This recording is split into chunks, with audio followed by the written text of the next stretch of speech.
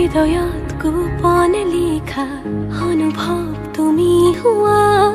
মাথো তুমি মোৰ হোৱা না হালুৱা সপোনে আহি কব খোজে বহু কথা তোমাতে বিলীন হ'ব দিয়া হাই হাই ঢাকি থলো নজনাকে তুমিও নেদেখাকে বুকুখনে কঁপি উঠে আবেশৰ আবেগতে গোপনে বুকুতে আজি খেলা কৰে নজনাকে উশাহতো তুমি থাকা বুকুতে আজি খেলা কৰে নজনাকে উশাহতো তুমি আছা বুকুতে